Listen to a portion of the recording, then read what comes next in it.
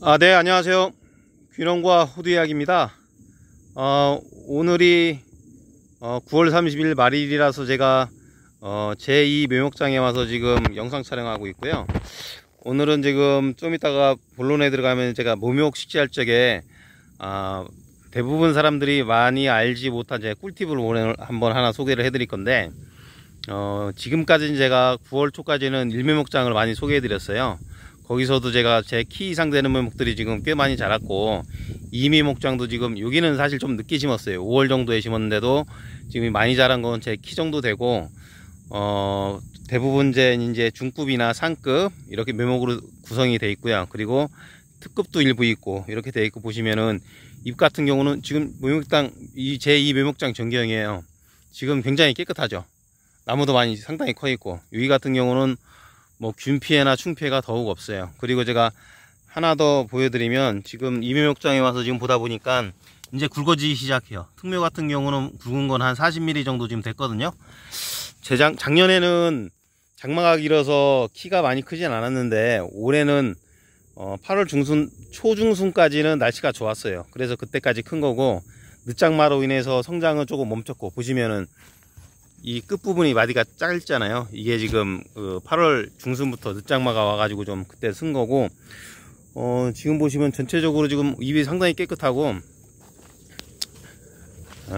보시면은 뭐 이 위에던 이 뒤에던 깨끗하잖아요. 제가 이제 저 같은 경우는 예방방제를 하는데 8월 말이나 8월 중순에 치고 안 쳤을 거예요. 와서 보니까 더 이상 안 쳐도 되겠더라고요, 이쪽은요. 그래서 이제 초기 방제만 좀 잘 하시면 1년 동안 깨끗이 가고, 뭐 어떤 분들 상담하시는 분 중에서는 7, 8번 치신다는 분들도 계세요. 그 정도면 사실 시점만 잘 맞추면, 와, 호두나무가 엄청 깨끗해요. 보시다시피 지금 그늘졌지만 상당히 잎 깨끗하죠. 여기 보시면 나무들도 다 깨끗하고, 여기 보시면 다 깨끗하거든요. 균이나 충피해가 없어요. 지금 다 잎도 크고. 지금 이런 거 같은 경우 지금 제 중묘목인데, 보세요. 밑에도 보여드릴게요. 밑에도 지금 이렇게 두껍잖아요. 제 거의 두 손가락 지금 가리거든요. 한 손가락은 완전히 가렸고, 여기 두 손가락 보이시죠? 거의 두 손가락, 거의 한 손가락 반 정도 돼요. 이것도 한 30mm 이상 되는데, 이렇게 해서 제가 지금 이번에 카운터를 해보니까 특묘목도 지금 일부 좀 남아 있어요. 조금 커서. 그래서 특묘목이랑 상묘목이랑 중묘목으로 해서 지금 분양을 하고 있고, 필요하신 분들은 제 연락처 남겨놨으니까 저한테 전화를 주시면 되고요. 아마 지금 예약이 꽤 많이 됐어요, 사실은. 근데 제가 어느 정도 시간이 가면 이제 종료가 될 것 같아서, 그때 되면은 특묘목이라든지 상묘목이라든지 중묘목은 더 이상 없을 것 같고, 저 같은 경우에는 제가 키운 것만 제가 분양을 하거든요. 다른 분들이 이제 키운 걸 제가 매입을 해서는 판매는 하지는 않고, 제가 키운 거에 대해서만 제가 품질 보증해드리고 그렇게 판매를 해드리고 있으니까, 필요하신 분들은 조금 빨리 결정하시는 게 좋으실 것 같고요. 지금 아까도 한 40mm 됐고, 저기도 보시면 제가 한번 보여드릴게요. 이쪽에도 지금 요거는 지금 상매목 정도 되거든요. 이것도 지금 꽤 굵어 보여요. 지금요. 이것도 지금 보니까 30.7mm 정도 되잖아요. 지금 두께가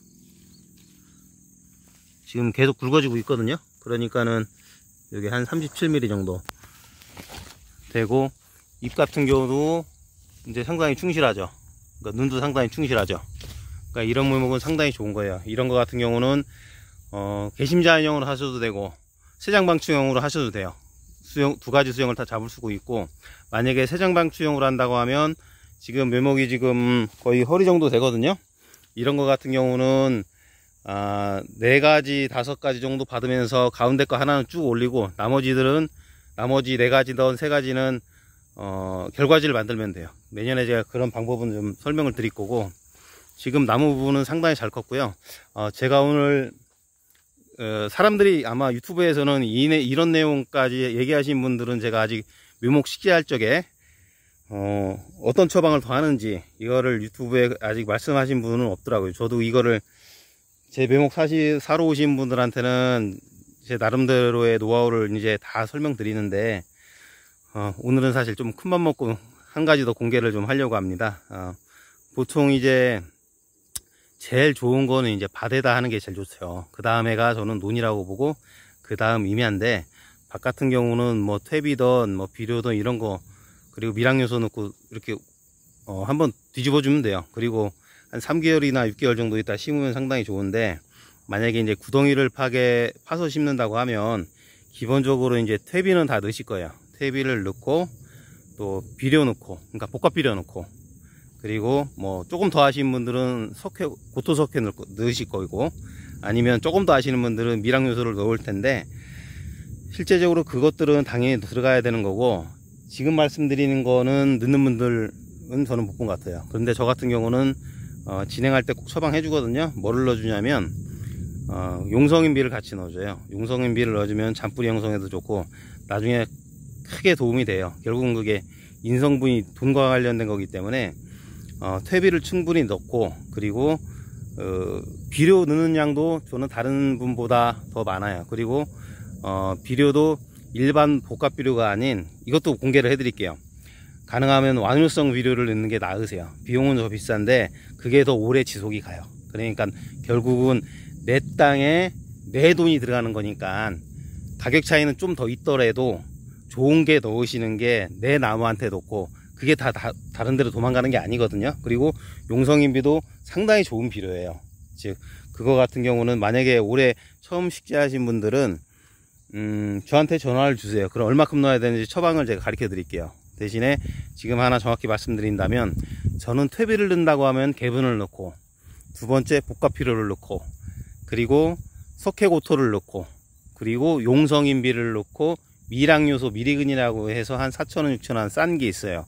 그런 거 조금 섞어서 흙을 이제 섞어준 상태에서 그 위에다가 이제 나무를 식재하는 건데, 이제 구덩이를 팠을 적에 그렇게 하는 거고, 만약에 바대 같은 데 할 적에는 아까 말씀드린 퇴비라든지 복합비료라든지, 퇴비를 적게 넣고 싶으면 복합비료를 더 뿌리시면 돼요. 그 비율은 제가 나중에 물어보시는 분들한테는 가르쳐 드릴게요.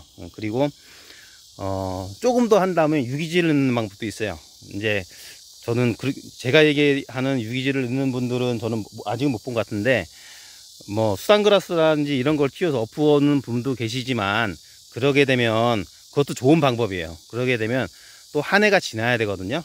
만약에 제가 올해 가을에 땅을 만들고 내년 봄에 심는다고 하면, 차라리 가을에 볏짚을 롤 단위로 갖고 와서 볏짚을 넣고 뒤집어 주는 것도 괜찮아요.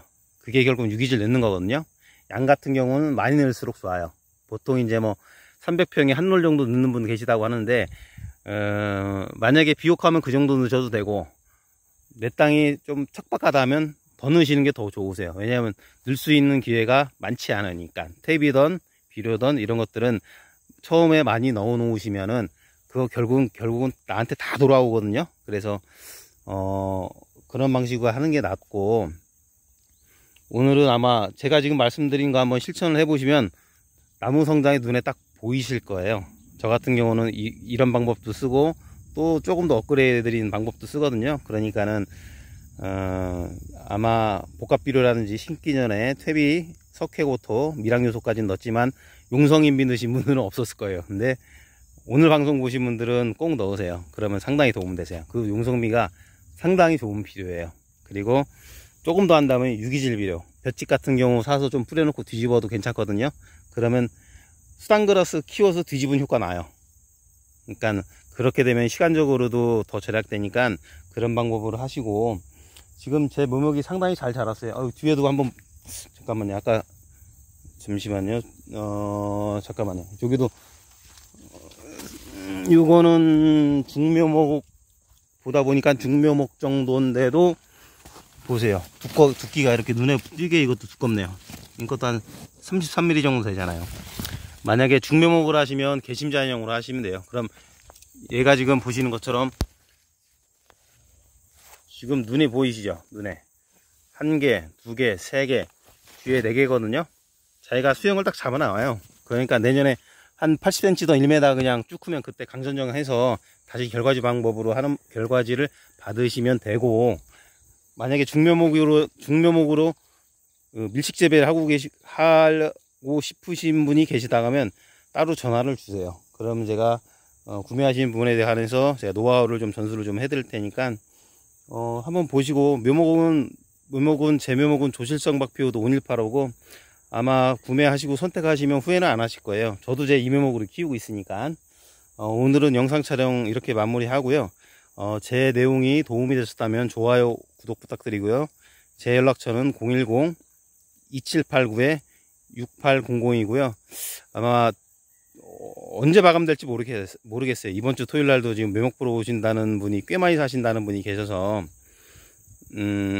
계신 상태고, 사실 저는 1000주 가까이 사시는 분도 계세요, 한 번에 오셔서. 그러니까는 관심이 있으신 분은 제가 지금 연락처 안내해 드렸으니까 글로 전화 주시면 될 것 같습니다. 감사합니다.